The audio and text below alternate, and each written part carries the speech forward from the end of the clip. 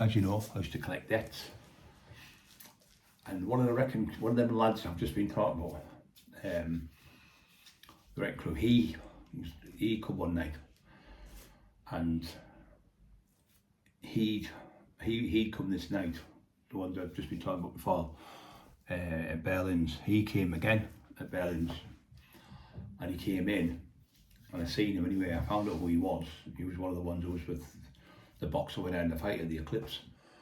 And he had, this was about 10 years later, but I seen his face, I knew he was something. I'm getting to the story, so I said such and such, who has a hotel in Stockton, ripped these scouts off £60,000, but it was my mate from Redcard he'd ripped.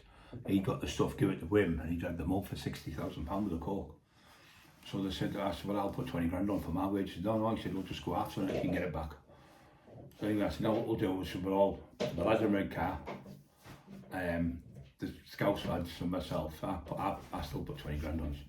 So anyway, I went to see him. I went to see him. He was in his hotel, and I'd see Eli in the background that ratting around on the floor and fucking rats.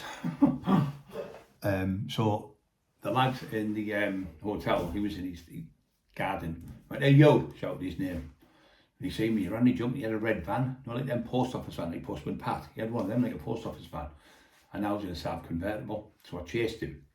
But he's going so red lights, and I thought somebody had banned either way, he's fucking driving anyway, he's fucking gone, all his engine, all smoke coming out. So I thought, that's probably better.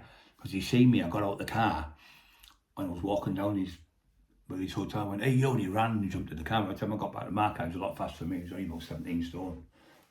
Good fighter, could have a fight, but he's already had a fucking few goals with me and I bashed him. So anyway, he owned a lot of properties all over Teesside. Anyway, he's, you know that fucking money. Anyway, he's got my number and he's phoned me through one of the lads from Garby.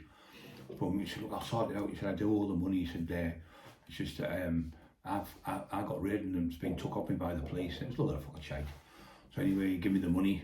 20 grand one week, 20 grand the next week, and 20 grand the next time. I said, hey, you still owe me 20 grand for all the fucking carry on. They were going to shoot you and knew you're in the way. I just made that a little bit stronger.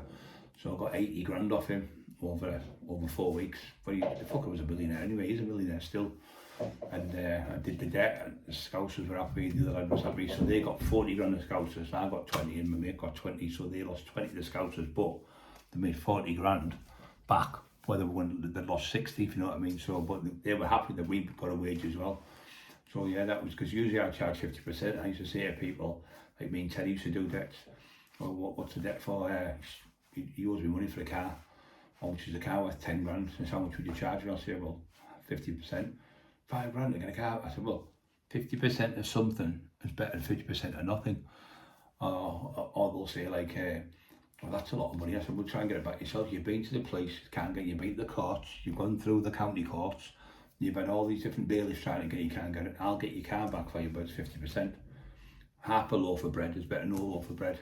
But you get people being greedy, you know, so you've got to remember if you've got comebacks off these people, especially the people, if they're going to come into me, obviously the people are naughty, and I've got to get it back. Obviously sometimes violence comes into it, but 99 times out of 100, you always get, I know such and such, well, okay then. So what I do then, they'll say, I know such and such in whatever area. I get over the lad, phone the lad up and say, I'm here at Mr.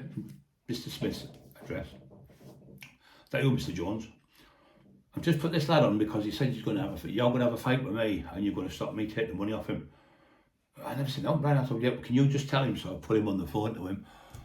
And he's talking to him saying, fucking get that money paid you fucking asshole, I can't fight him, blah, blah, blah. So I just stamp it in the bud straight away, so it stops it. I'm going to get this one, get all you fucking want, get fucking 10 Mike Tysons, I don't give a fuck, you're still paying the debt.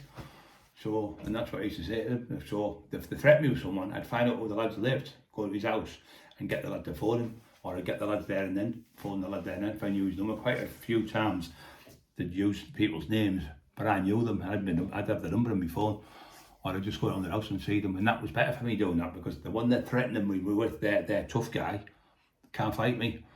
So it's even better, because then he's got me on his case, and then he's got the fucking lad who's his backup on his case, thinking, why have you brought me into this fucking situation? So it's a double whammy, you can't lose. So yeah, another story of the day, guys. I hope you're all safe. There's more to come, hundreds and hundreds of stories to tell you about.